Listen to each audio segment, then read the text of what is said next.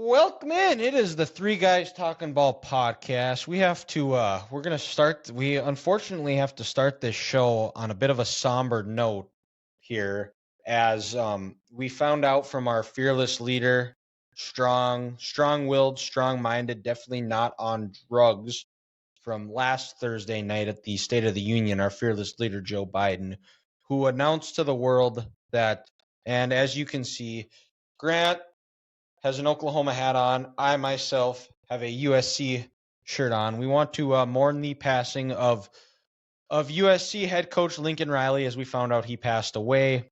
So we, I think prior to Matt Entz being hired on his staff, we would probably make the joke that USC got better. But since we have a Bison on staff, and we do actually like the offseason that Lincoln Riley has done so far for the USC program. We can't make the joke that USC got better today, but so we have to start with that. Grant, Oklahoma hat, the pride of Mankato, the assistant to the meat manager at the Hy-Vee out in the cities. Me hanging out here and holding down the fort in Dickinson, North Dakota, as this is the last weekend of the final state tournament. The Class A and B is this weekend here in North Dakota. I don't know what state tournament is going on in Minnesota right now, if there is any, Grant. No, I think basketball is next week because this weekend we have the Big Ten tournament at Target Center. Oh, that's right. So is that normally is it normally the weekend, that last weekend in March? I want to say it's normally the weekend after the hockey tournament, hockey tournament was this past weekend. But and the finals is always at Target Center. But since Target Center's booked up, I believe state basketball is next weekend because for the first two rounds, they utilize Williams Arena as well, just because I think 4 classes in Minnesota and 8 teams in each class. That's a lot of basketball. But something about the championship game just being at Target Center in downtown, it's more special than at Williams Arena. No offense to the barn, but it's kind of a hole.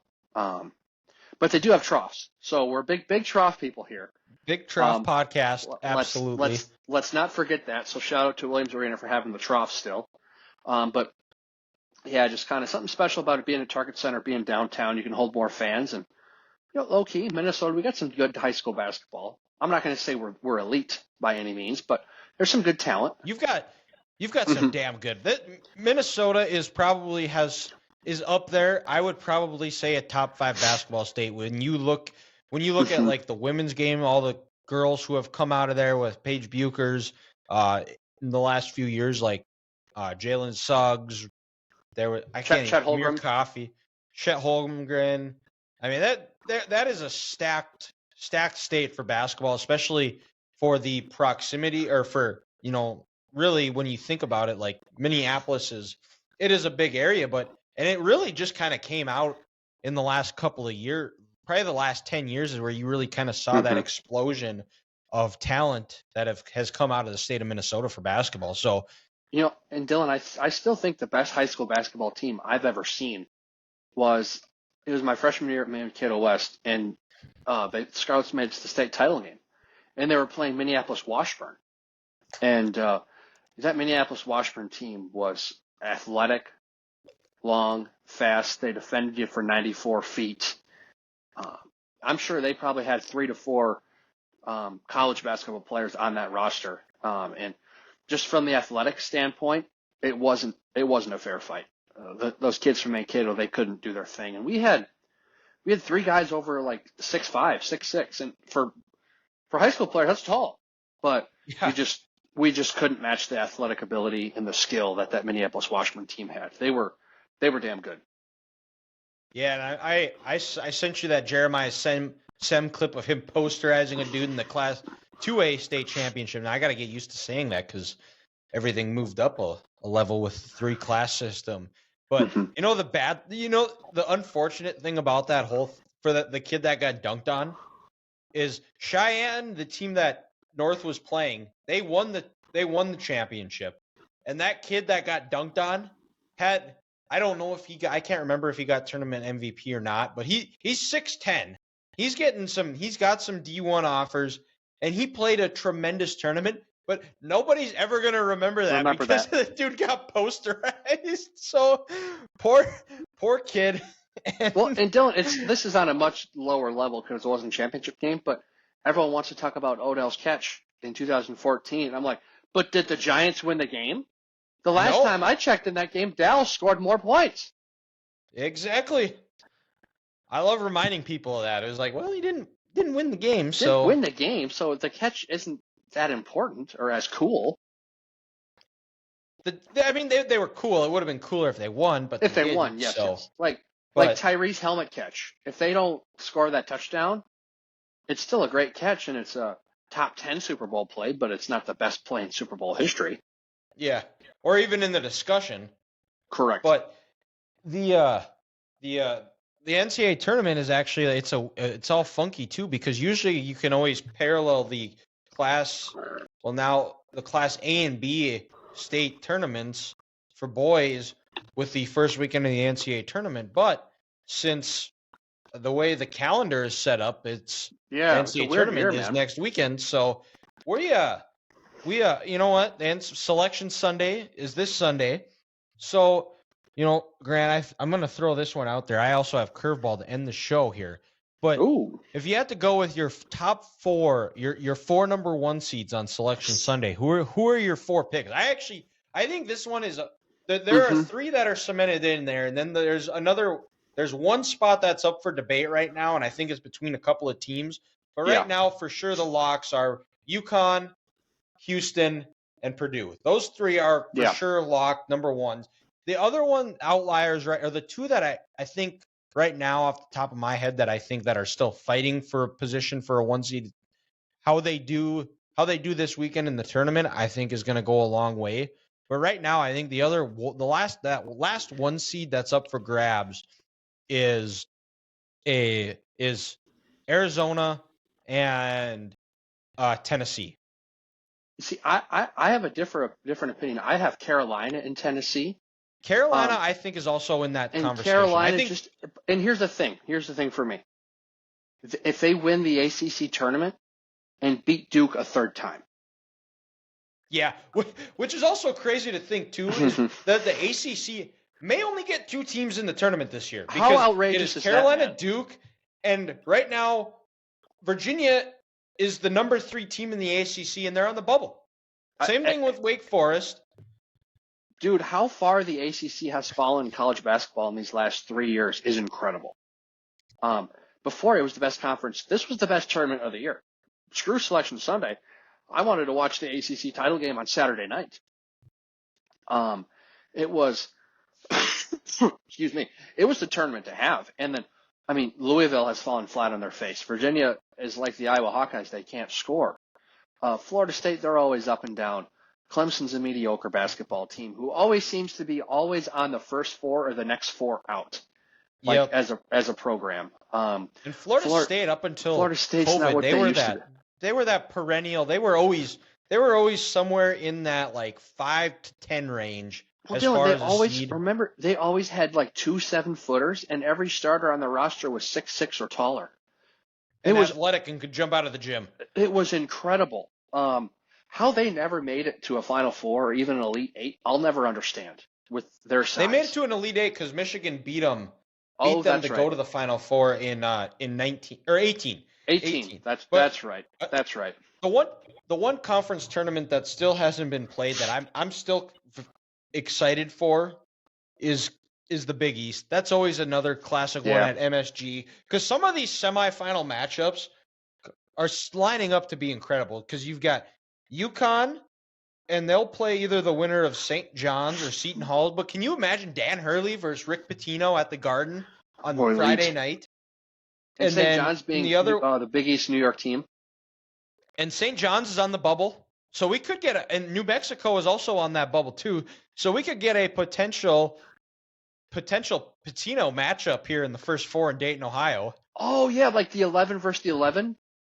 Yeah. Or something? Yes. Uh-huh.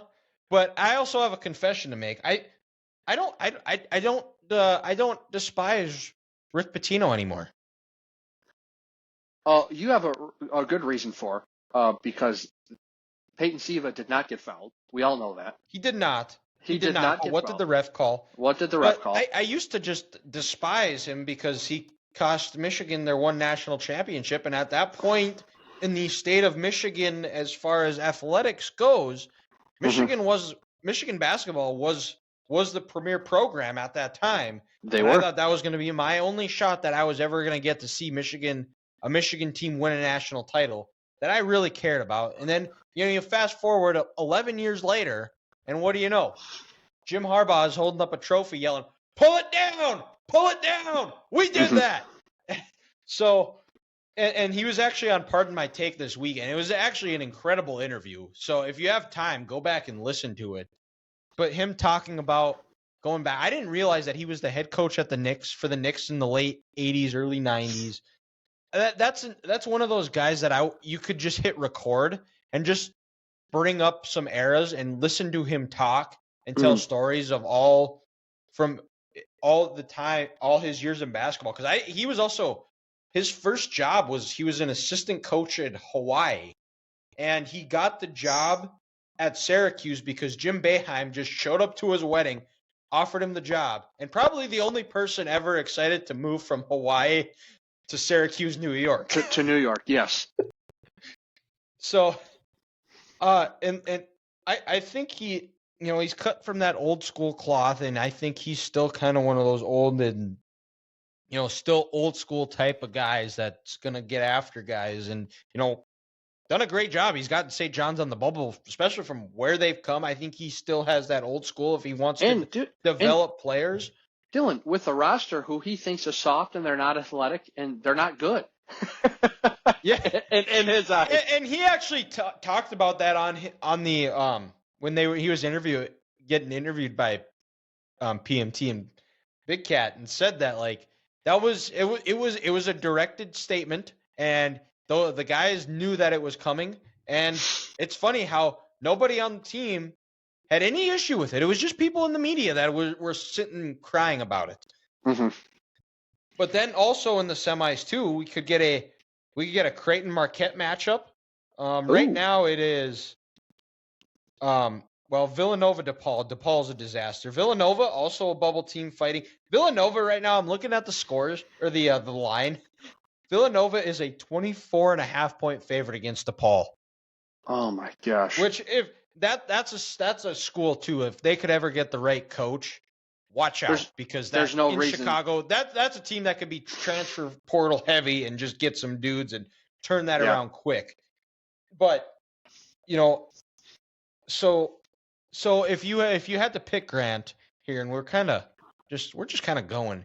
If you had to pick though, your 4 seeds when the brackets come out on Sunday, who are you going with? Like you said, it's going to be UConn, Houston, Purdue, and I live in a Carolina house. I'm going with the Heels. All right. That way, I don't make you sleep. Correct. Let's call a spade. Kansas beat Carolina in that title game in 22, and then the Chiefs have won the last 2 Super Bowls. He's getting sick of the Kansas City Metropolitan winning titles, especially one against his team. And he deserves one. It's been a while since Carolina's won a championship. I sound like I feel bad for him. It's been 7 years. But it was 2017. 2017. And this Final Four this year is in Phoenix. Ooh, yeah, that is definitely intriguing. And that was where they won it the last time.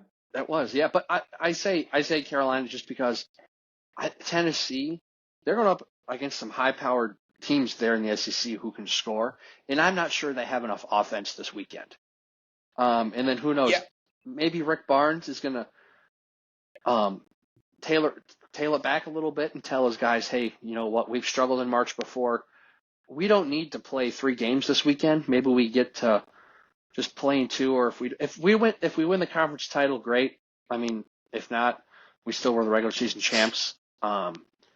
But I'm going to go with Carolina just because I think Hubert's got this thing rolling. They're playing good. And if he can get him on the one line and possibly avoid either Houston or UConn until a Final Four, it's a big win for those guys. Yeah. Yeah, and you know what though? Like the other thing, we watched Carolina Duke play last Saturday, and I don't know if you saw this, Grant, but after the game, the Duke students were screaming obscenities. They were throwing drinks on the Carolina players. And I have not heard anything from Jay Billis about this. Like, where is he? Where's the accountability? Do we not even allow? Where do we allow? When do we start having the discussion? Do we even allow college students to attend college basketball games anymore? Like, where? Like what do you do? Well, after Filipowski should have won that Academy Award for Best Oscar, when his knee hurt and Jay Billis thought it was the worst thing since O.J. Simpson in the sports world, you would have thought he would have shut that down because fans are getting in the way of these student athletes.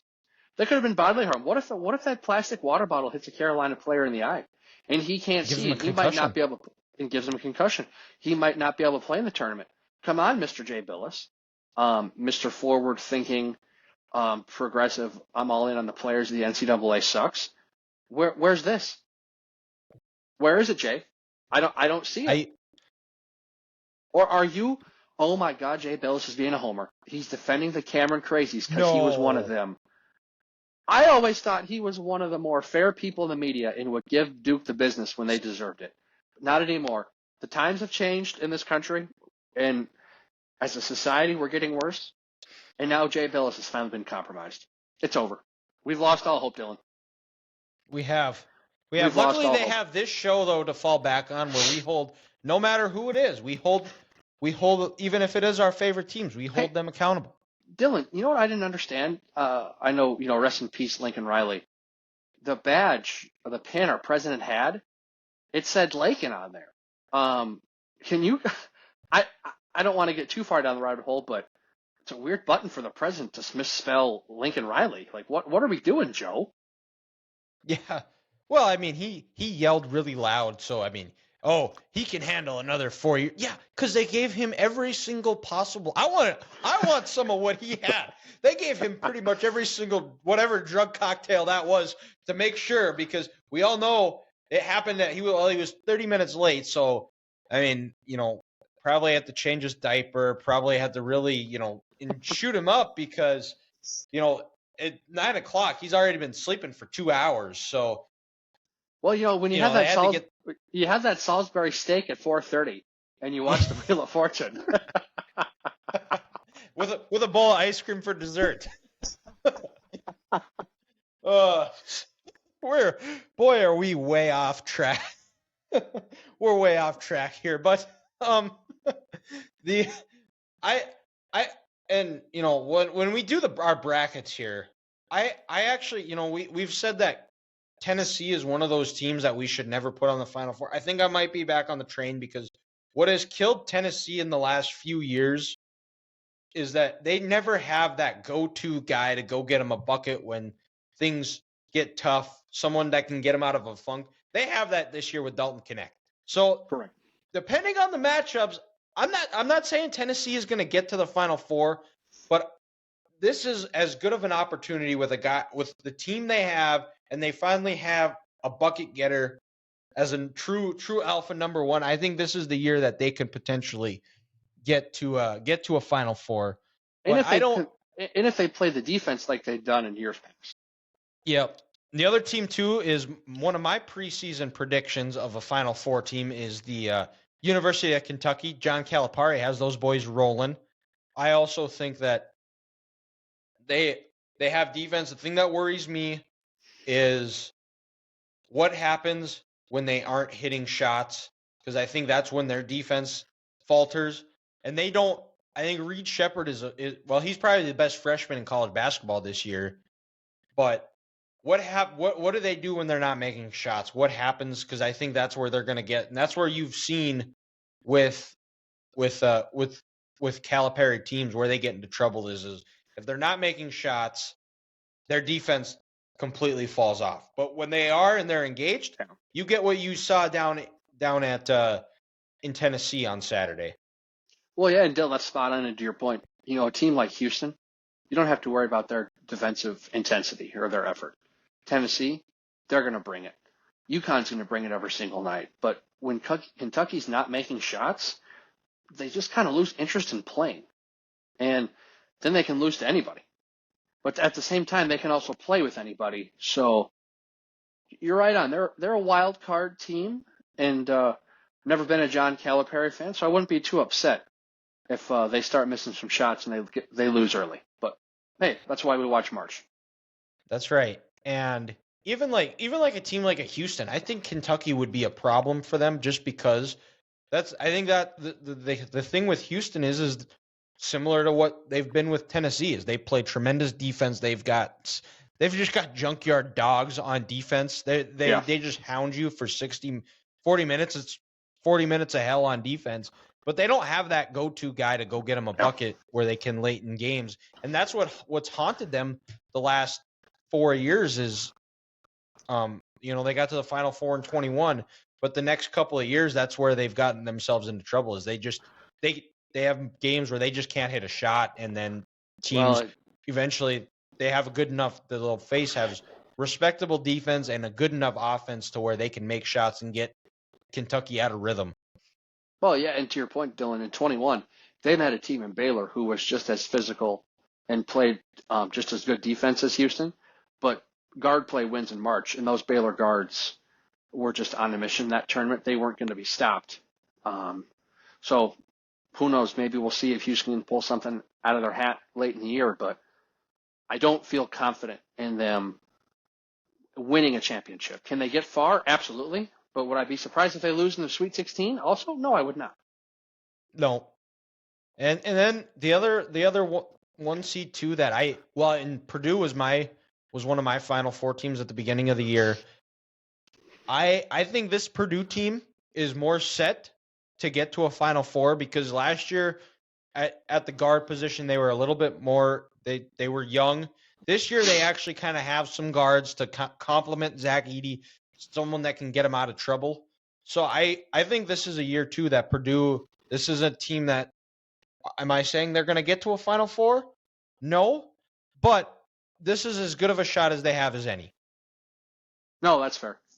And I think the ultimate what if for Purdue has to be that 2019 team who blew that lead to Virginia. Yep. Because had that team gotten to the Final Four, I think there's a chance they may have won it. Or I think so. Or we say this all the time. 2018, the AFC title game was the Super Bowl. 2006 in the Dynasty, Tom Brady brought up the AFC title game against the Colts. Winner of that was going to win the Super Bowl. That Purdue-Virginia Final Four game would have been the national championship. Elite Eight? I'm sorry. Purdue-Auburn. That's right, yeah. I'm sorry. The winner of that game at US Bank Stadium would have won the national championship. And Purdue has to be just fuming like that. So far, that was our best chance. Yep. So let's we got free agency underway, and then we're gonna review episodes 7 and 8 of the Dynasty, and then we only got 2 episodes left of that, which is crazy. How fast 5 weeks goes by, man. Free agency has started. There are some teams that are, they're having a good off season. There's some that are kind of just holding steady. There's others, I don't know what they're doing, Dallas Cowboys. But they just signed Eric Kendricks after previously reaching an agreement with the 49ers. Kendrick is actually going to Dallas. That deal didn't happen? Yeah, it literally right. Oh, my house. Can you still hear me? I sure can. I'm pretty sure my mom is calling me right now. I don't. But but yeah, it was like right as I hit record, I got a notification. Cowboys signed Eric Kendricks after previously having agreement with the 49ers. So we got that. Hey, pairing him up with Mike just to at least help teach this defense. I'm not saying he's going to be a playmaker like what he was, because hey, football's a tough collision game. Eric's played the linebacker spot for 10 plus years. Your body's going to wear down. But mentally, he can tell this young team the defense in and out with Zim. So for just the leadership aspect and being a teacher, I see the fit. Yeah. I mean, it is what it is. Outside of signing a long snapper, that's not really. I mean, they're in a tough cap spot. But What do you do? What can you do? going down the line here, we were gonna do some discussion, but I basically have the NFL.com pulled up, and I'm going over going over teams, and starting in the AFC East. Really, the big one for the Bills is re-signing Deion Dawkins, getting him to a 3 year, $60.5 million extension. You need that protection, especially especially with Josh Allen. David Edwards, I think that's another nice pickup. With that newfound run game with James Cook, takes the pressure off Josh Allen. I think you need to solidify that offensive line. A guy like David Edwards does that, re-signing AJ Epinesa, Daquan Jones. A lot of the Bills news came with a lot of cutting older veterans. So I actually kind of like the offseason the Bills are having. They're cutting bait with a lot of old, overpaid veterans and trying to rebuild through the draft, getting some nice pieces in free agency and getting younger, which is something that I think they learned from the Chiefs, like what the Chiefs did in what was that, in 2019 or 2018, when they kind of rebuilt through the draft. They kept a couple of guys. It was it started in 21. Yeah, that's what it was. Yeah, 21. Yeah, that was after they lost to the Bucks in the Super Bowl. Yep. The Dolphins, I really have no idea what they're doing. They always seem to sign the guy about everybody that are 3 years past their prime. They get rid of Christian Wilkins. They did sign Shaq Barrett. Not a bad pickup. And they signed, like we said, a guy that's about 3 years past their prime, Jordan Poyer, a safety, is going down there. But, you can't really expect a whole lot out of the Dolphins because they're never going to win a Super Bowl there because they are just take on kind of the embodiment of that city where they're just not very tough. Well, and Dylan, I was going to say, this is the team that I'm most disappointed in. Because they clearly don't know how to run a football team.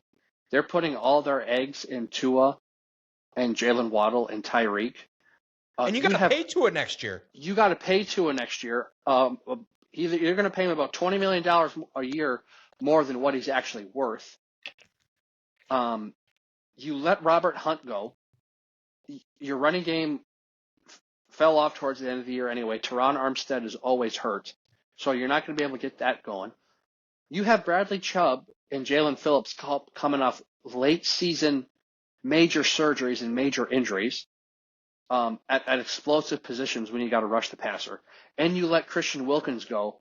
So 3 of your 4 starting defensive linemen are gone, and also Alex Van Ginkel. You let him walk away, he had 7 sacks last year and that interception against the Commanders. I'm sitting back and Jerome Baker is off the team now. What are we doing? And Xavier Howard, I understand he was older and he was hurt in the financial aspects of it, but this team, they have no toughness. They've lost everything they had at the line of scrimmage this year. And I wouldn't be surprised in 2 years if Mike McDaniel's out of a head coaching job and this GM is fired. Yeah. They never should have fired Brian Flores. Because they chose Tua over B-Flow. Just because the GM drafted Tua and he was the guy and he reported to the owner and blah, blah, blah, blah, blah. That's a mistake they are going to regret for 10 plus years. Yeah, well, I mean, the Dolphins, they're the Dolphins. They're going to stay where they're at. Patriots, they did listen to me, and they signed Jacoby Brissett, like I said they were going to. Big thing out of this is Austin Hooper is going to the Patriots. They're going to, looks like, judging by that, they're going to go heavy 2 tight end set because they also re-signed Hunter Henry, re-signed Kendrick Bourne. Big one out of this one, Michael Onwenu re-signed him. I did not know that Tyrone Wheatley Jr. converted to an O-line because he was a tight end at Michigan, then transferred after a couple of years.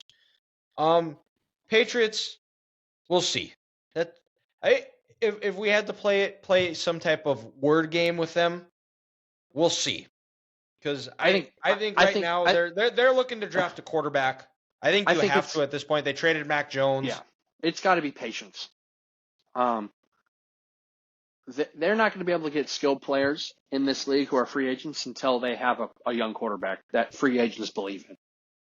Until then, who's going to want to go to New England?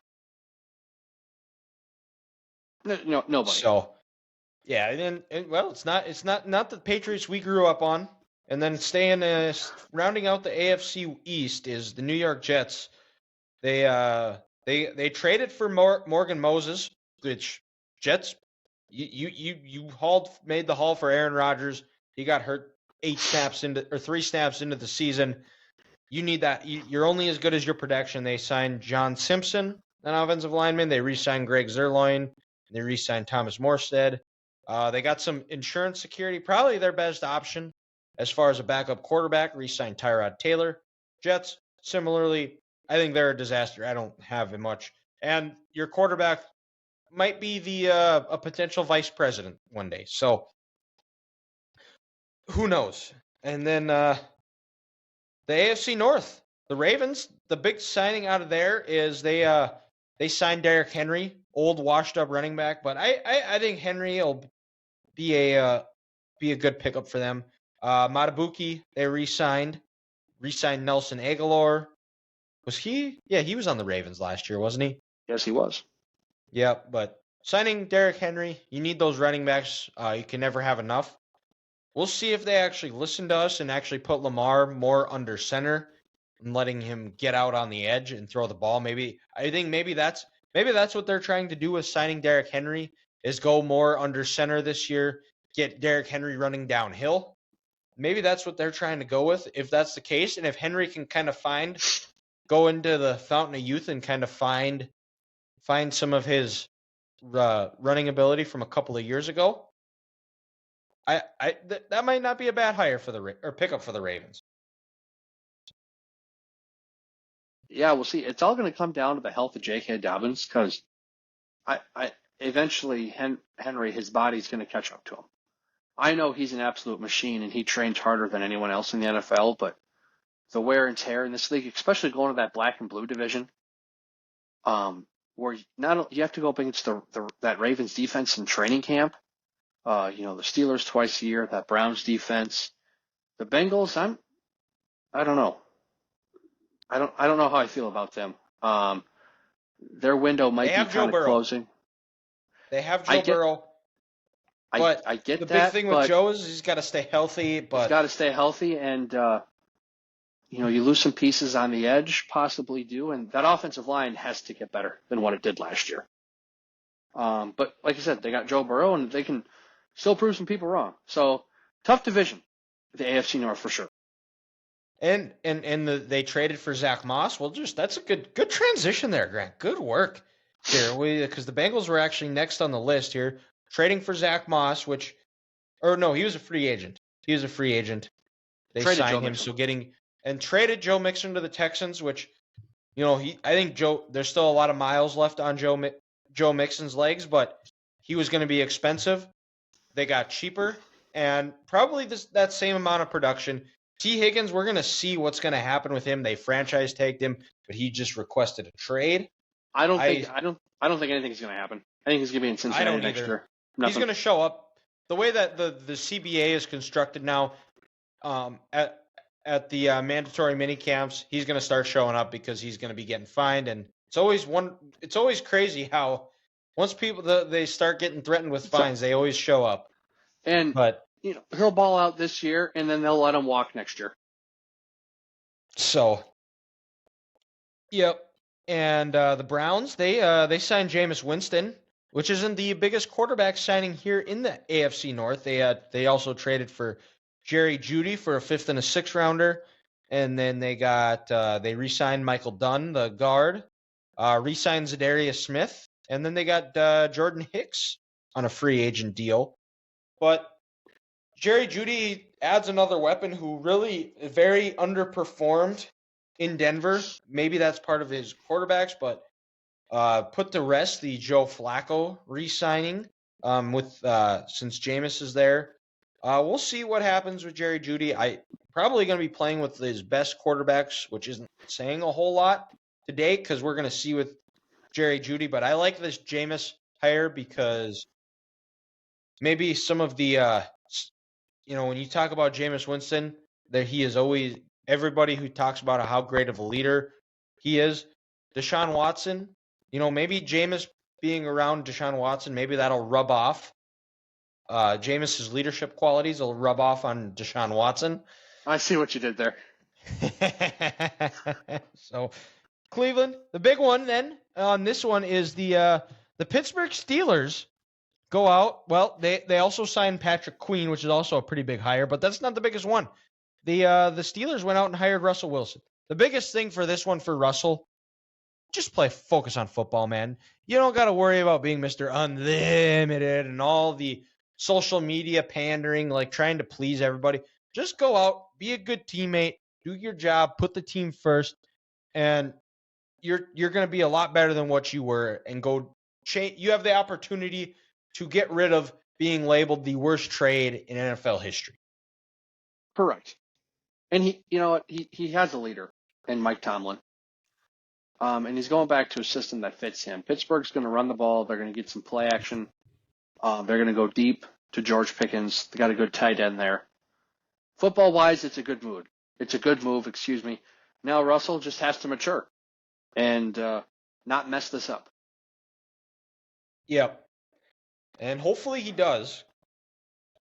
But, we'll see. So let's go down to the AFC South. A busy team. The team that's been very busy is the defending AFC South champions, the Texans, trading for Joe Mixon, re-signing Dalton Schultz, signing Danielle Hunter from the Vikings, going out and getting Danico Autry.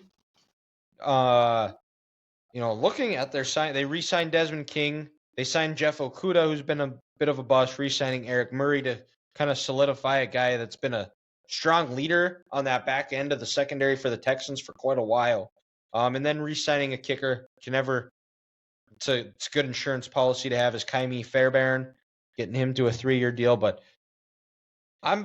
Houston's going all in. They're going for it. I think they realize how short a windows teams have in this league. I think without having to pay a quarterback who right now looks like he is going to be a tremendous player in this league, they're going all in. They're getting all those pieces around him to give him the best shot that they have to make a Super Bowl run.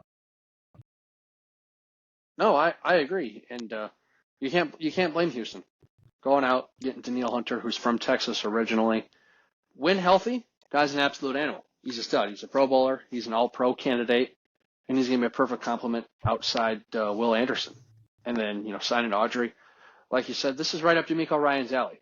We're gonna load up with absolute horses in the front seven. We're going to get after your quarterback. In our secondary, they might not be studs, but they're going to be good, capable players. But since we're going to get after it up front, that's okay. Because if your quarterback doesn't have time to throw, my secondary can make a play. And with Joe Mixon and Dameon Pierce, you got a little thunder lightning combination. Hopefully, now that Mixon has another back in the backfield, he doesn't get injured as much, less wear and tear on those tires. I think good things to come in Houston. And you're spot on, Dylan. When you don't have to pay a quarterback, go get a bunch of good veterans and try to win this thing. Yep. And staying in the South, let's go to the Colts, who, I thought this was a potential spot for Justin Fields, and who knows, that might still happen. But they went out and got a backup quarterback, and it was the comeback player of the year. It was Joe Flacco, signed a 1-year deal. They franchise tagged Michael Pittman, able to get a deal done already, 3 years, $70 million. Went out and a lot of re-signings. They also re-signed Tyquan Lewis on the edge, Grant's favorite position. Re-signed Grover Stewart to keep the interior of the defensive line. Signing Zaire Franklin from where was he at? I think he was there last year. I thought they re-signed him. Was he? Let's see here. Because wasn't he the guy who him and Jason Kelsey got in a fight? Yep. Outside linebacker. Yep. Yeah, looking at his picture, I would not want to get in a fight with him. Correct. re-signing Kenny Franklin and re-signing Rigoberto Sanchez. So just a lot of re-signings for the Colts, kind of shoring up some positions. But then let's get to the Jaguars, who have another first-round pick on the roster from that 21 draft in Mac Jones that they got from the Patriots. They re-signed Dearness Johnson, went and signed Gabe Davis to a 3-year deal. That'll give them a over-the-top option since they lost Calvin Ridley. Signed Devin Duvernay. Signed an extension with Blake Hance. And went out and got Ezra Cleveland and Mitch Morse because you need that protection because Trevor Lawrence was not himself last year. He was beat up. I think a lot of it came from poor guard play. The tackles, I think they're happy with their tackles, but the interior offensive line was a disaster last year for Jacksonville. So definitely made that a priority. Went and re-signed edge Josh Allen, signed Ronald Darnell Savage. So good offseason, good aggressive offseason for the Jaguars as well, who also have a decision on what they want to do with Trevor Lawrence, and I think they want to give him the best opportunity that he's had in Jacksonville to this point. Yeah, this is a big year for Trevor, and I think for the most part, this team they're still right there. They have a lot of good pieces. They shored up some of the secondary holes they had.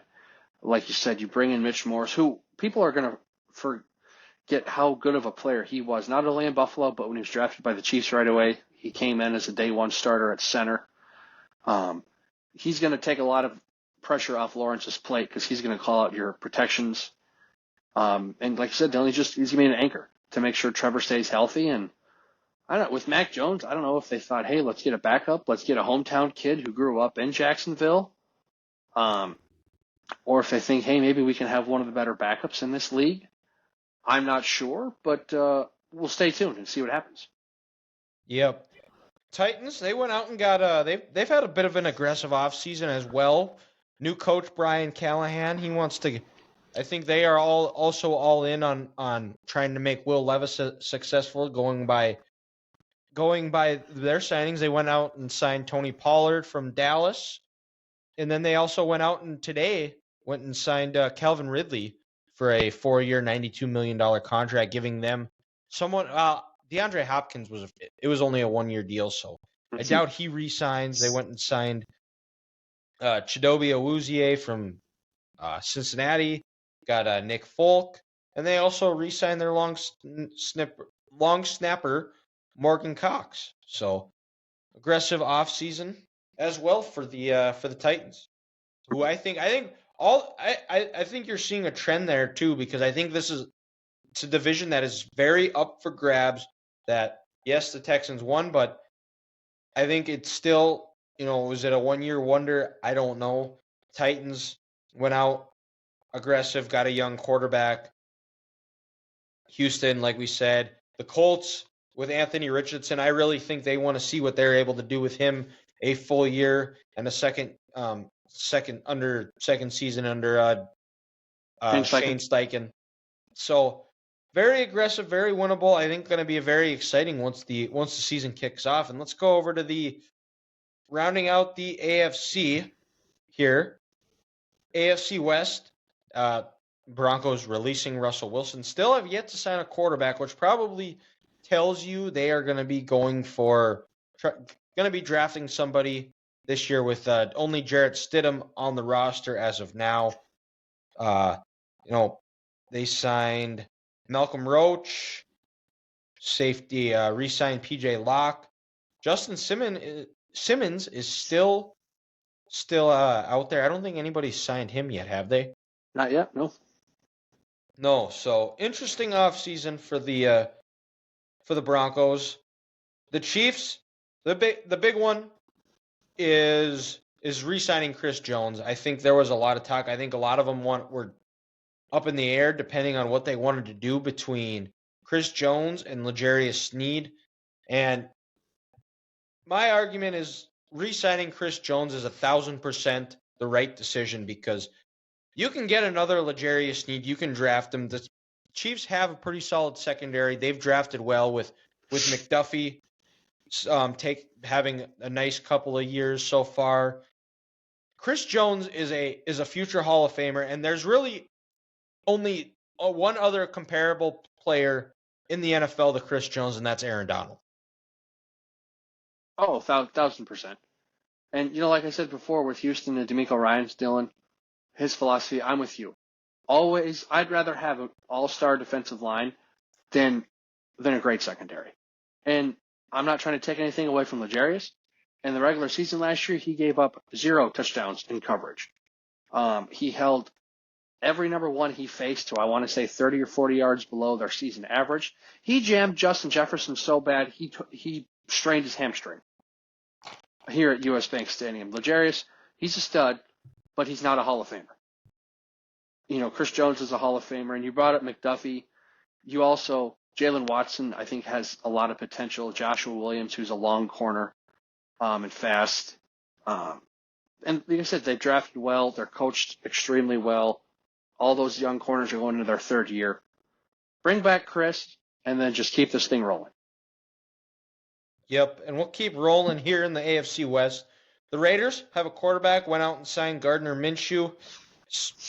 I don't know if he's the long-term answer. He's good in a pinch. We're going to see what they do, how he does with coaching. I think last year a lot of his success came from the strong coaching he had as Shane Steichen. I don't know if you're getting that in Oakland. I'm just being honest. Las Vegas. Same thing. Antonio Pierce is doing a lot of talking. We thought this was a good hire. I see this ending the same way it did with the rest of the Raiders. Him talking about how they have the Mahomes rules. Dude, you won one game where your offense didn't complete a pass for 3 quarters. When the Chiefs go into Vegas next year and play you guys, that's going to be on their mind. And what are you going to say about these Mahomes rules when Pat Mahomes goes and drops 50 on your ass? They did go out and sign Christian Wilkins to pair with Max Crosby, though. But Dylan, as a Chiefs fan, that doesn't concern me. Hear me out. I saw Christian Wilkins play 2 games this last year against the Chiefs. Didn't do anything. Besides the viral clip of Crosby and Mahomes going at each other and the quarterback, Crosby struggles against the Chiefs. He does not play well, and he does not have – I don't know if he has a sack yet. I think he does. But for the most part, he doesn't impact the game like he does against other opponents. I don't know what it is. Maybe he gets too amped up against Chiefs or anything, but Wilkins, it's a nice signing on paper, but he's not a disruptor, and he's not going to make enough plays himself, I feel, to where it's going to make a difference in Las Vegas. And your point, the 2 touchdowns the Raiders scored. Paid him a lot of money, too. Paid him a lot of money. The 2 touchdowns the Raiders scored against the Chiefs were defensive touchdowns when Pacheco fumbled and Mahomes threw a pick 6. Yeah. So it's like, yeah, you didn't find a blueprint, Antonio. The Chiefs just played their worst game in 5 years. Yeah. And then you got pretty much. And then going to Chargers, new head coach Jim Harbaugh, a bit of a quiet one. Big news was they cut Mike Williams today. $32 million in dead money. Rough. And which, when he's healthy, he's one of the best receivers in football, but he's hardly ever healthy. They did go out and sign Gus Edwards, kind of give him that bowling ball of a running back, that downhill style that Harbaugh likes to play. And then they went and signed Will Dissly. But not a whole lot on the Chargers front right now. I think they're going to want to build through the draft. not much you can do when the Chargers don't have any money to spend. Yep. What do you do? And then let's go over to the NFC here. Dallas, like we said earlier, they signed Eric Kendricks, and then they re-signed the long snapper, Front Sieg. Tough spot, not much money. And then the Giants, been very aggressive right now. They went out and got Drew Lock as a backup, who I bet will probably be the starter by the end of the year, because I just don't see it with Daniel Jones. They have buyer's remorse on that contract. Losing Saquon Barkley, but they went out and got Devin Singletary, Isaiah McKenzie from the Buffalo. kind of shoring up that offensive line, though, too, which is something they need because their offensive line has been atrocious the last couple of years. Went out and signed Jermaine Elomunar, and then they also went out and got John Runyon from the Packers. And their biggest splash that they've made is they went out and traded Brian Burns. They got traded for Brian Burns that they got, shoring up that defensive line that pairs them with Kayvon Thibodeau, and I'm trying to think who else they have. Sexy Dexy, Dexter Lawrence. Yep, Dexter Lawrence. And the Panthers, they're staying a disaster because they could have gotten 2 first-rounders last year for Brian Burns, and they said no. But that's the Panthers, and we'll get to them in a little bit. And let's go over to the Eagles here. And Grant, they went aggressive. They got Saquon Barkley and realistically, and C.J. Gardner-Johnson. But you know what? The meme you or Ethan sent to our group chat today was you. And when I saw all the pieces that they had, I was like, I'm waiting for somebody to post this or somebody to say who's stopping this offense, and then post. I was getting ready to post a picture of Nick Sirianni because when you have to have a lot of people are pinpointing when their season fell or started falling apart was when Big Dom was banned from the sidelines because he was the one that was calming Nick Sirianni down. If you need your head of security to calm your head coach down, you probably shouldn't be a head coach. Just me. Correct. Oh, and Kellen Moore is the offensive coordinator. So I'm not sweating the Eagles. No, I'm with you, dog. And I understand Saquon is a great signing. And sure, he's not playing on turf anymore, but he's been through a lot. He's going to sprain an ankle. He's going to strain a groin. He's going to have a hamstring. And then also just the loss of Jason Kelce and Fletcher Cox, 2 huge pieces in that locker room. Everyone wants to talk, bringing Brandon Graham back for a 14th year or 15th year. The dude's not going to play. Like, why would you bring him back, but then also sign Bryce Huff to a 3-year deal? You still have Hassan Reddick on your team, Josh Sweat. You draft Nolan Smith in the first round last year. I don't get it. Just cut bait with them and tell them to go home. Yep. I really still I think with the loss of those 2 players, there's still not much leadership in that locker room. And is Kellen Moore really going to give Saquon the ball in the ground game? We didn't see it in Dallas, so why would we think he's going to change? He didn't do it last year in L.A. They're still going to try to get Jalen Hurts the MVP and throw the ball all the time, which is not going to work out, but it'll be a win for us because the Eagles are going to cry. Eagles cry. Yep. I just want to have like a microphone or like be in on the conversations of Vic Fangio screaming at Kellen Moore for telling him how stupid of a play caller he is. Yeah, that'll be very entertaining. And then in Washington, they went out and they signed Marcus Mariota. Went out and got Austin Eckler, Zach Ertz, Tyler Biadasz, Dorrance Armstrong. It's basically all the guys that Bobby Wagner, Cleveland Farrell, Jeremy Chin. Oh, I like that. I do like that signing. Chin's a good one. It seems like Gus Bradley in his first year, they're getting a lot of guys that are old and washed up. You mean Dan Campbell? No, Dan Quinn. Dan Quinn, yeah. Who did I say? You said Gus Bradley. Oh, well, they were both defensive coordinators in Seattle, and they both kind of look the same. Well, and they're both Gus bald. Bradley's bald, right? Yeah. They're both bald, right? Gus Bradley's son is actually a redshirt freshman on the NDSU basketball team. Fun fact for you. Oh, there you go. But yeah, Washington, they're clearly building through the draft. They just got some older veterans who are going to bring some leadership to this team and help install a culture that Quinn wants. But it's a rebuild in Washington. Yep, and let's go over to the NFC North here. The Bears. They went out and they got DeAndre Swift. Good hire, good run game.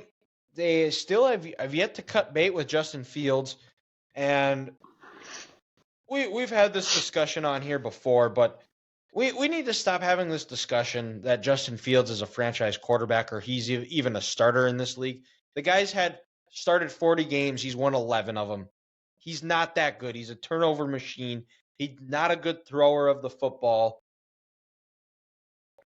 They're better off drafting Caleb Williams, Drake May, J.J. McCarthy, whoever. But they also they've been aggressive. They went out and got Ryan Bates in trade from the Bills, Gerald Everett, Matt Pryor, re-signing Jalen Johnson to a big contract. Kevin Byard. That's the best offseason move right there for them. Keeping probably Jalen the best offseason move they've made since they traded for Jay Cutler. Probably, actually. Yeah. So the Lions went out and re-signed Graham Glasgow, former Wolverine, Marcus Davenport, getting Carlton Davis in a trade from Buffalo. That's a big get. Which replaces the C.J. Gardner-Johnson from Tampa, yeah. And then I'm a little bit puzzled on that, but they did re-sign Michael Badgley, so I'm not quite sure on that one. But the Packers went out and got Josh Jacobs for in a 4-year deal, $48 million. I struggle paying running backs that much. I don't get it. I don't get it. I don't get it. And maybe it was because of the system he played in, and then going out and signing Xavier McKinney, who's also old and probably paid him way too much. But you have to overpay for someone to want to voluntarily move to Green Bay. Also true. So then let's get down to the Vikings here in Grant's home state. They did a couple of re-signings. Johnny Munt and David Kissenberry went out and got Andrew Van Ginkel. I like this guy. He is a tremendous player, tremendous motor, plays hard. Coming at a bit of a homecoming of sorts. Started his football career at the University of South Dakota. Was actually part of that upset that the Coyotes did over NDSU back in 2015 when we were in college. Was part of that team. That was the Carson Wentz broken wrist game? Yes, that's what it was. Wow. And losing Kirk Cousins, they went out and re-signed Sam Darnold, which if you put a gun to my head and ask me who I would trust more, and I'm not, this is probably putting a gun to your head and putting these two in the same sentence is probably you're going to end up with the same result, but Sam Darnold compared to Justin Fields, I would rather have Sam Darnold because I do think Sam Darnold is a much better quarterback than Fields is. Sam Darnold can play from the pocket. We've seen a lot of the bright spots. We've seen Sam Darnold win some games. I think a lot of Sam Darnold's shortcomings have been because of look at where he's played. He's played with Adam Gase and the Jets. He's played in Carolina, where it's going to be a disaster until David Tepper just sells the team. I think Sam Darnold. I think you saw what he is capable of in San Francisco when he had an adult in the room. He had some good offensive weapons around him, which Minnesota does. They went out and signed Aaron Jones on a nice team-friendly 1-year, $7 million deal. Re-signing Brandon Powell. Now, rumor is that Justin Jefferson is not happy and they're going to might want to trade. But, I think this isn't a terrible offseason, barring the circumstances of what, considering losing Kirk Cousins is. I like what Minnesota has done so far. I'm with you. And then, Dylan, also, a couple other free agent signings. Blake Cashman, getting that linebacker from Houston. That's a big get. Him and Ivan Pace are going to be a nice little duo in the middle of that defense. He can blitz. He can do multiple things. So Flores is going to love him. And then is it Greenwood, the defensive end from Houston, 12.5 sacks last year? Greenard. Yep. Greenard. And then also you can get a pass rusher on a 4-year deal for less than $80 million. In this league, that's a win. Yeah, and good production. Same thing with And Greenard, his advanced metrics, he was like the 4th fastest pass rusher last year to get to the quarterback in like 2.5 seconds. And the same thing back to Van Ginkel though too is Mhm. he's not going to blow you away with stats, but he's one of those guys that's going to do his job and do a lot that doesn't show up in the stat book. Ultimate teammate. Correct. And I think it's been a good offseason for the Vikings considering what they had. But when it comes to Kirk, they can't match what Atlanta was going to pay him. So it is what it is. Yep. And then let's get through the AFC South, the big one. Going out, getting Kirk Cousins, adding to their really going offensive heavy. They're going for it, and also a very winnable division. Getting Darnell Mooney from the Bears, and then Who signing they overpaid for. Yes, they did. Whew. But they also had a lot of cap space too, so they could do that. That is true. With the young weapons they have, they can afford to do that with Bijan. Maybe Kyle Pitts will actually get in the end zone. And then re-signing the long snapper. Carolina, who cares? They're going to be picking. They might actually get a first round pick next year, but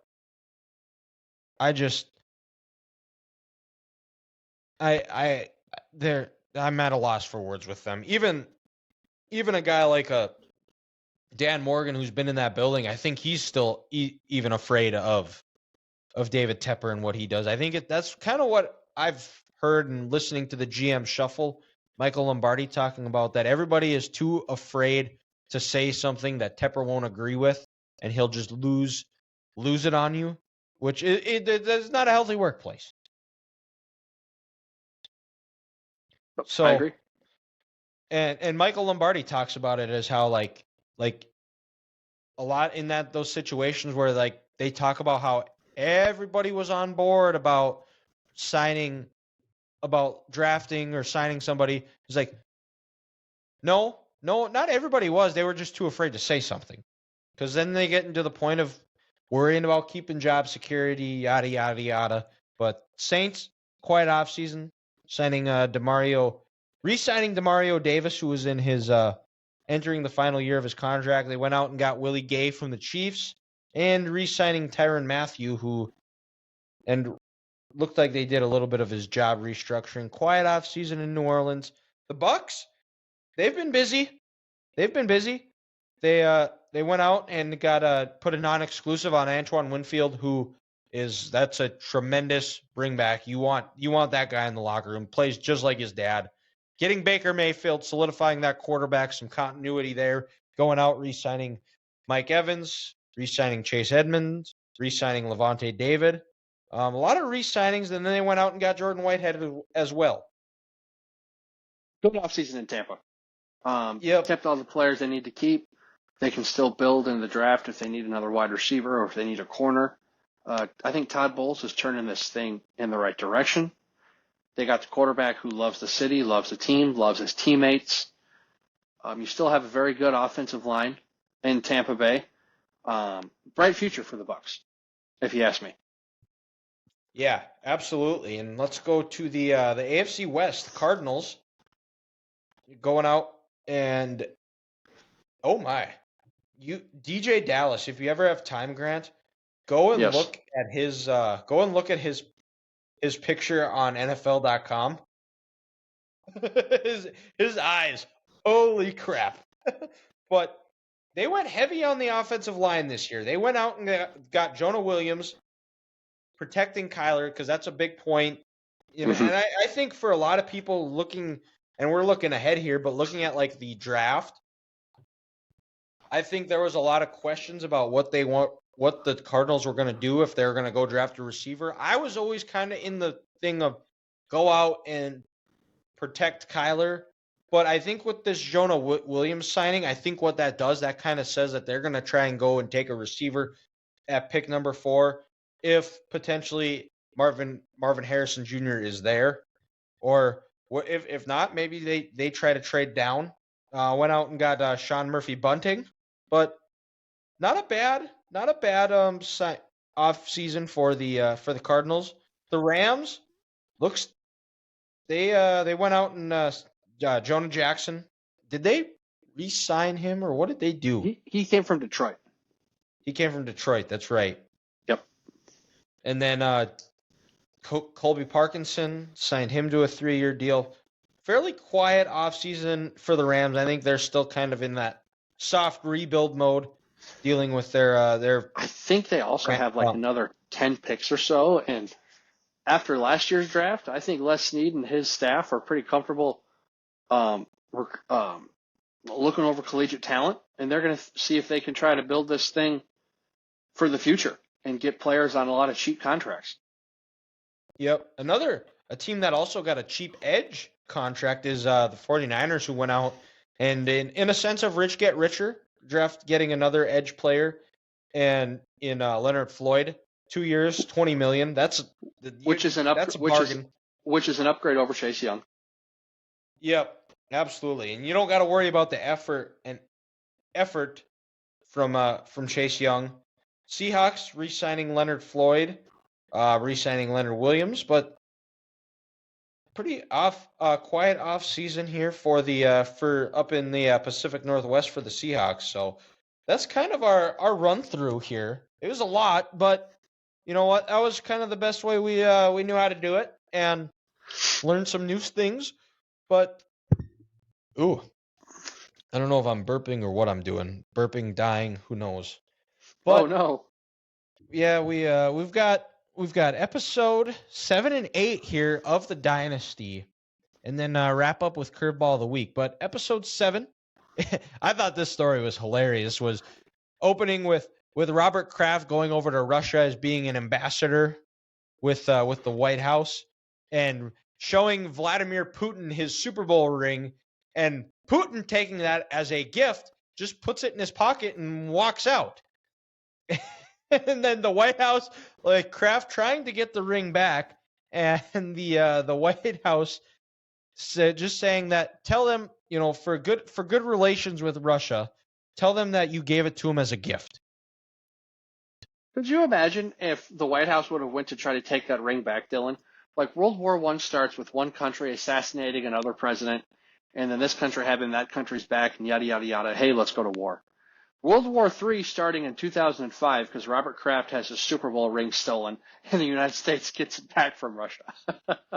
Yeah, well, Robert Kraft is the owner, so if he wants a new ring, he can just get one. Just yes. And then we get into Deflategate, which the Colts, they were tipped off from the Ravens, and really they alerted the NFL, and the only way they were going to find out about this. And Grant, I don't know when you watch this if you saw this too, but the way that the Colts could really get into this, which is absolutely laughable, and we'll talk about more, but all they needed to do was turn Tom Brady over.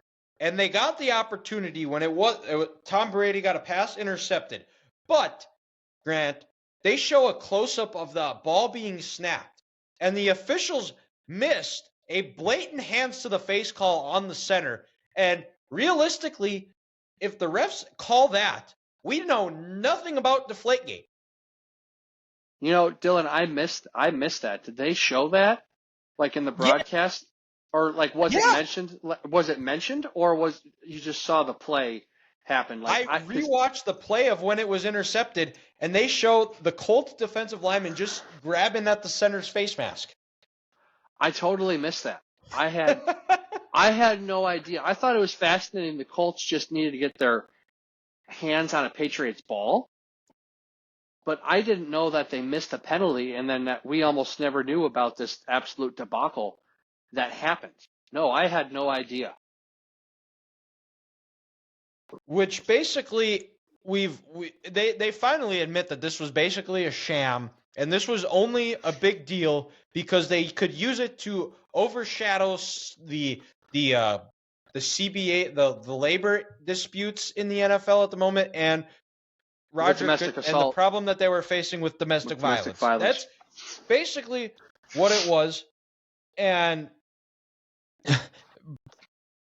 it was, and they just speak in random terms. There's nothing conclusive about it. And and this is where I wish they would have waited like another 10, 15 years so everybody is removed from it, where people like Brady, Belichick, everybody else in there could actually discuss it at more of a at a more length, where there really is nothing else. Like everything, everybody, you take the emotion, everybody's removed from everyone's it. But everyone's in the Hall of Fame, and the dust has settled. yeah. And with it all, it kind of overshadowed the Patriots going to the Super Bowl. Brady, that press conference, Belichick basically just cleaned his hands, said, I do nothing with the footballs. This has nothing to do with me. Don't ask me about it. And it talked about how it took a toll on Tom, because he can handle people going at him, but it was hard for him to watch his kids going to school and his kids dealing with it. And then, it gets, and Brady said that this was a game that he wanted to win more than anything. And it kind of jumps around too. But when we talk about the game, let's talk about the Super Bowl. It's Al Michaels talking about how he always goes over and has like notes for each player. He said he didn't have a whole lot on Malcolm Butler because he didn't think he was going to play a whole lot, and nobody really expected him. Malcolm Butler was a rookie out of a D2 school. Was it West Alabama? Something like that, yeah. He was working at a Popeyes in Mississippi leading up to the draft before he got a call. And we've had this discussion. I think we're about the only podcast that says that there was no way you can talk all you want about having beast mode, but there was no way that the way the formation was set up, the Patriots defense they were in, they weren't going to be able to run it. And Pete Carroll has gone into detail talking about it. At some point, they were going to have to throw the ball. Yeah. Or throw the ball on one of the downs, so they figured they'd just get it out of the way right away. But you talk about how Malcolm, the Patriot way about being prepared, doing the little things, and Butler noticed something on Russell, how he was looking over on that side a lot, and he's like, "Oh, they're coming to me." And as soon as he saw the ball, he broke on it and made the play. And it is more of a better play for Malcolm Butler, an undrafted rookie, to prepare for it, to be ready for it, and then actually go execute it. That isn't talked about enough. Well, and because you hear the Patriots players talk about this all the time. Like this past week, Dylan, I just listened to Julian Edelman's Names with Games podcast, and he talked with Gronk about this game. And that whole week in practice, when Bill said, "Hey, goal line, three corners," Malcolm got beat on this every single play. And what people don't realize is the Seahawks ran that play like 4 times in the regular season, and they scored all 4 times. And the fact that Malcolm got beat in practice every single day, but he never gave up on himself. And what's crazy, after that tip pass where Curse somehow comes down with it, Malcolm easily could have put his head in the dumps and said, "You know what? I made a play, but someone else made a better play. I cost my team. It's not our year." But he had that mental toughness, and he made a play. So props to him on that. And also, no one talks about this, but Browner shut Lockett down. Like there was no separation for Curse, where Butler, he had a free reign. So perhaps props to Brandon Browner for jamming the hell out of Tyler Lockett at that Ricardo Lockett, excuse me, at the line of scrimmage, and giving Butler a clear path to pick that ball off.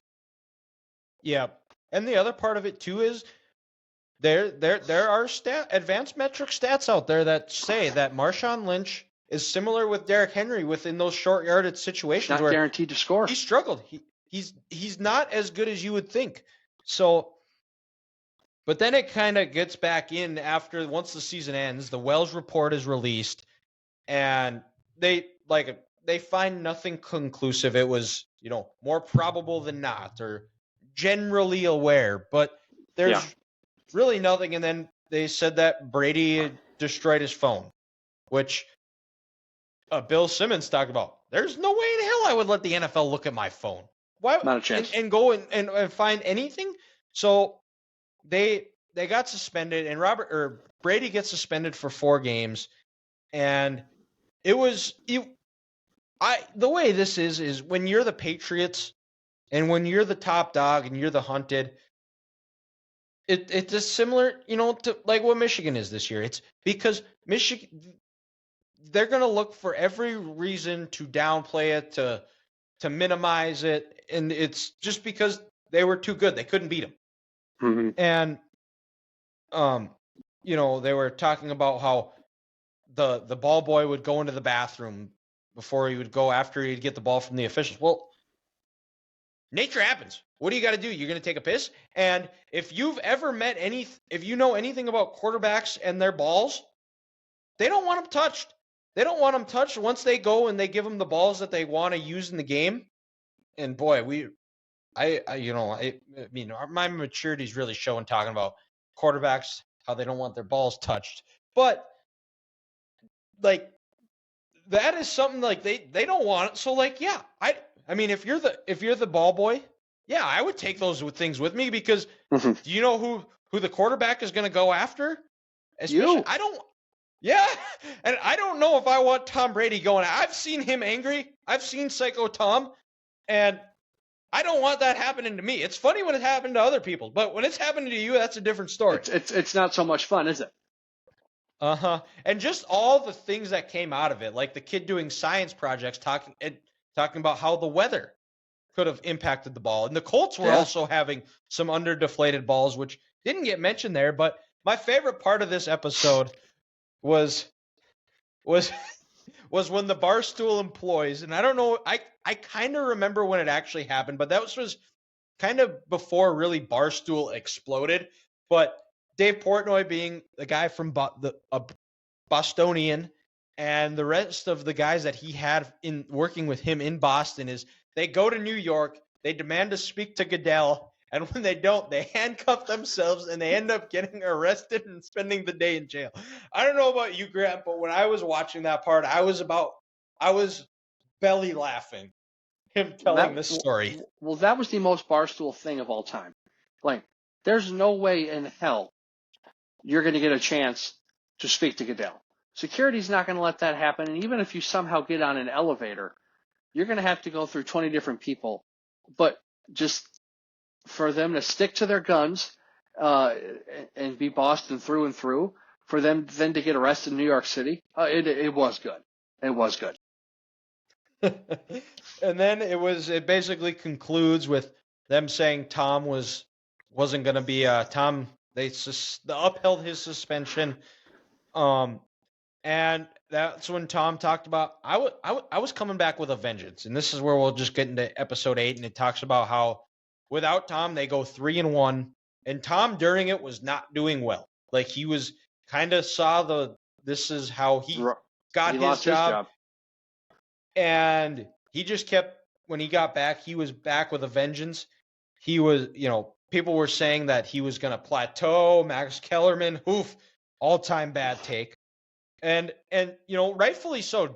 Tip your cap to Jimmy G because he played well. Guys rallied around him. He had a great training camp, and he seemed like he was ready for the moment. And then that excitement grew after they beat Arizona, who was at that time a game. They were in the NFC title game. We're a game away from the Super Bowl, and when they were interviewing Edelman and Gronk, they talk about how in the locker room after that game it felt like it was like a playoff win.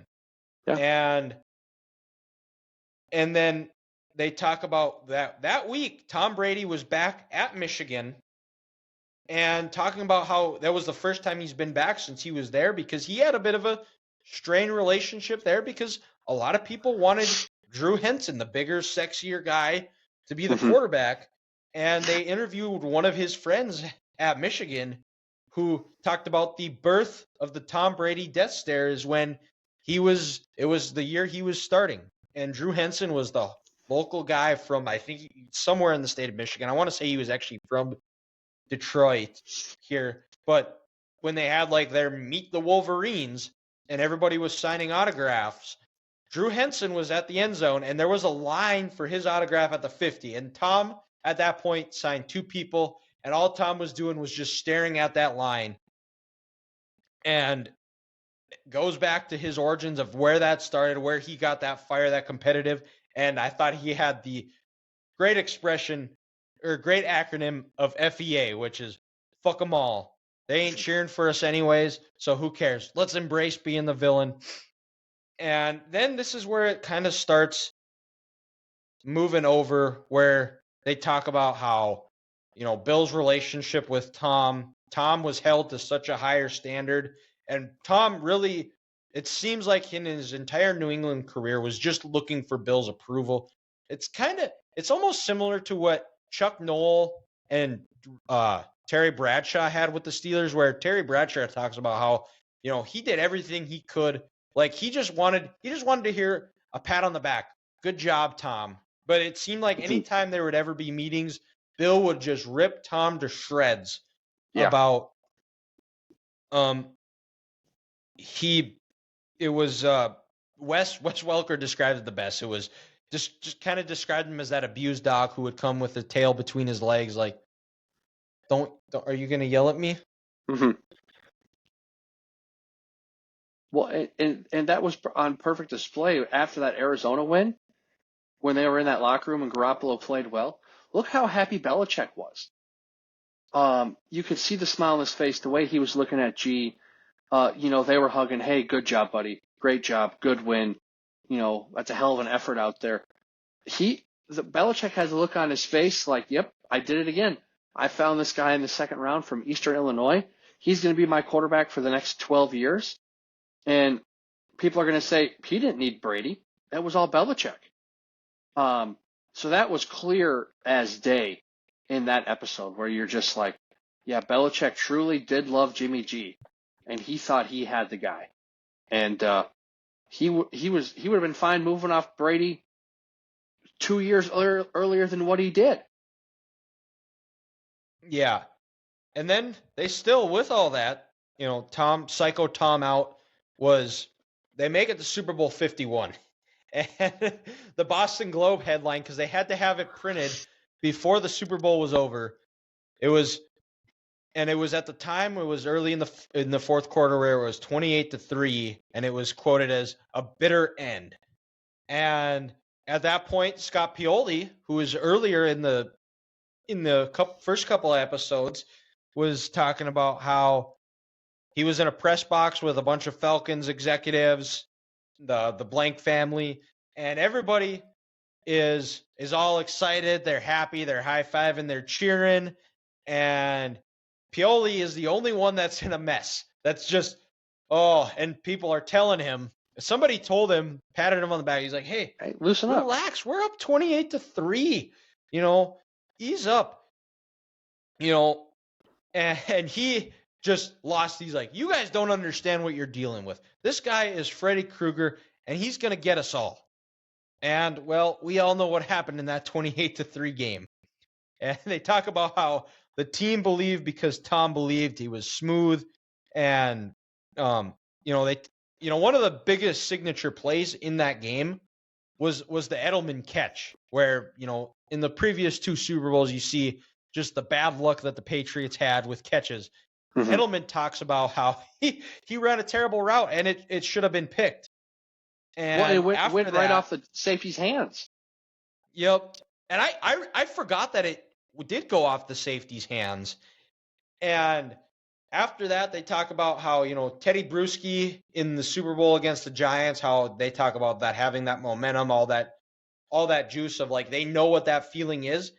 It felt like it got back to the Patriots, and it felt like they were going to go tie the game and then go on and win it, which they did. Well, and then, Dylan, real quick, one thing. The one play in that Super Bowl no one talks about, and this is every NFL comeback of all time when you need a big play, you need a defensive play. You need a defensive play or a play on special teams. And Dante Hightower delivered. When he came off the edge untouched and destroyed Ryan. That's how they got that second touchdown with such a short field. If it wasn't for that play and the Patriots, it's not like they were going down chunk plays, 07 Patriots scoring in 5 plays. It was 8 to 10 to 12, 13, 14 play drives. Had Hightower not strip sacked Ryan and they got that short field, the Patriots in that game probably run out of time. So that's the one forgotten play, but man, Hightower coming off the edge and getting Ryan was that also that defensive play that I think really sparked this team too. Like, okay, hey, at this point we're down 9-28, but we're gonna do this thing. And after that, they got a touchdown, right? And it was 16-18, or maybe they got a field goal. I can't. Yeah, but they got a field. I think they got a field goal. They got a field goal, but yeah, they needed those 3 points because they were still down by 16. But that's the one play no one talks about. But man, Dante delivered, and he delivered in Super Bowl 49 too, with that tackle on Marshawn at the 1 yard line to set up the Malcolm Butler interception. So, let's not forget about Dante Hightower being a huge difference maker in those 2 Super Bowls. Absolutely, and then. Brady talks about this one felt like closure. It was he did everything for Bill, and then it kind of felt like he was going to go out and kind of do what he wanted to accomplish, which was play to his mid-40s. Belichick had some other thing, and this kind of sets up the 2 final episodes of kind of the downfall of it, where it's 2 alphas and they're both just on a collision course. The old Monday Night Football where they would always crush their helmets together before the game started. You remember that? That's what this episode is going to be. I think these last 2, but and very interesting. Maybe we're going to find out of why the Malcolm Butler benching, of why that actually happened, why he was benched in Super Bowl 52. I think we are, Dylan, because I looked ahead at all the episodes just to see the details, like what they're going to talk about. And they mentioned Belichick makes a bad decision, and he has to live with. And I'm pretty sure that's going to be the Malcolm Butler benching. Yeah. Oh, it has to be. So I'm curious to see if Belichick will talk about this. I'm curious to see what Malcolm Butler has to say about this. I'm curious to see what Brady and the rest of the guys on that team, and see how that affected them mentally. I want to see like what Dev is going to say, McCourty, because he's really been the only defensive guy they talked to, and he was the leader of that defense, and he was the leader of that secondary, and that secondary was getting torched all day, because their backup corners could not cover the deep shot. So I really kind of hope they talk not only with Butler but Dev, because I want that defensive leader perspective from that. Yeah. So I guess we'll find out when it gets released. We'll be back to recap it. And before we close out this episode here, I've got, as we always do, we're going to end it with Curveball of the Week here. So I don't know how much other podcasts you listen to, but we're going to, we try to make this a non-sports question. So right now, what is something non-sports related that's out there?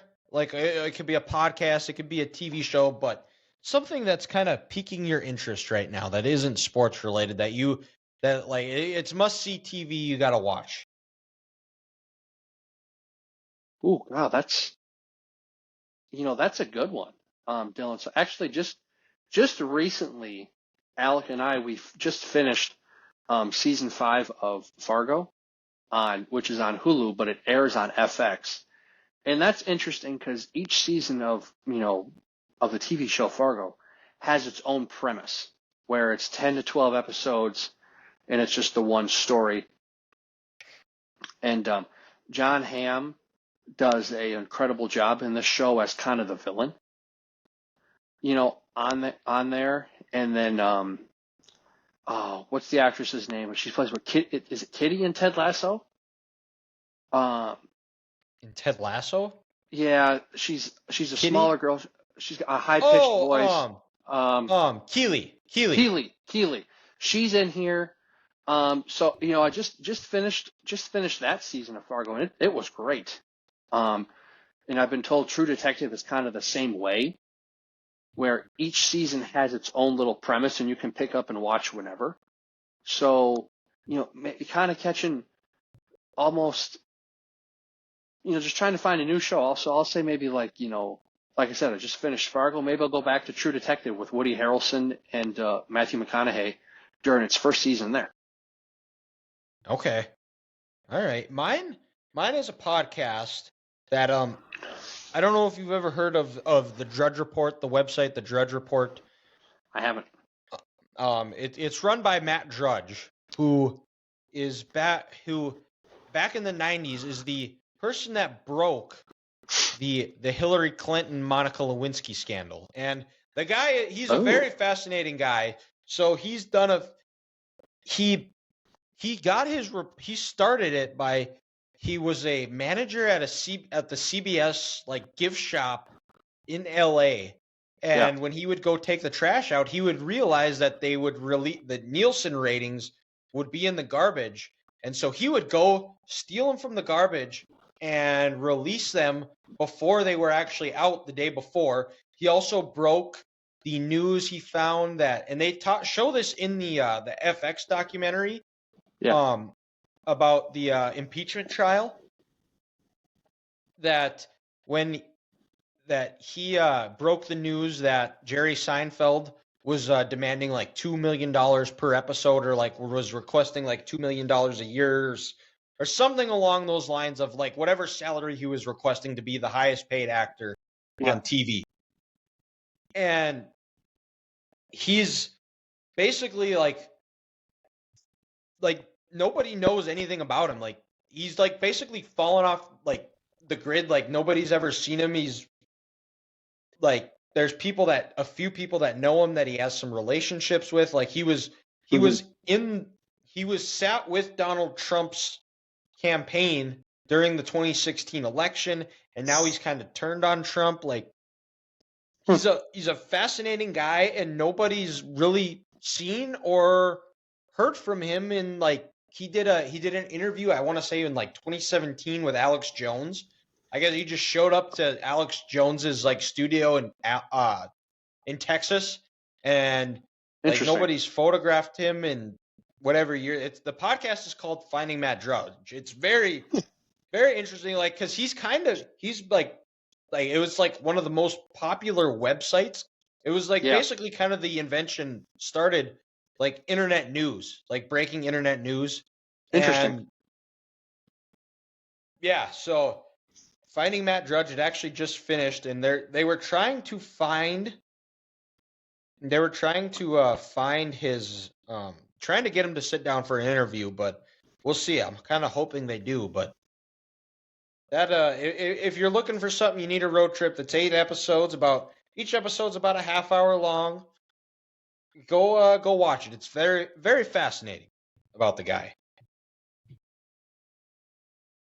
So, but I think that wraps up. Next week will be a fun episode for sure. We will be we'll be doing March Madness will begin. We'll be doing our bracket, filling out our brackets, picking our final 4 teams, and talking who got snubbed, who didn't, recapping the final 2 episodes of the Dynasty on Apple TV. But until then, go check us out on all of our socials. We'll have these segments of the show out on YouTube on Friday. While you're there, go subscribe. Go like, share our page, 3GTV Podcast, 3 Guys Talking Ball. Should be able to find it there. But thank you again for listening, and we'll talk to you guys next week.